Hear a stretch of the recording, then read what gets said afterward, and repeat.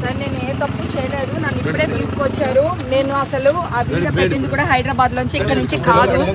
Okay, వాళ్ళు చూడండి ఎలా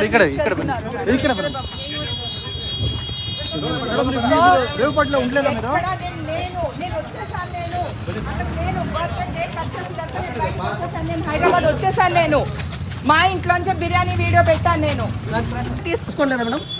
ఏం తీసుకోలేదన్నా. ಸ್ವಲ್ಪ ಸ್ವಲ್ಪ ಕ್ಲೋಸ್ ಮಾಡಿ ಸ್ವಲ್ಪ ಸರ್ ಪ್ಲೀಸ್ ಕ್ಲೋಸ್ ಮಾಡಿ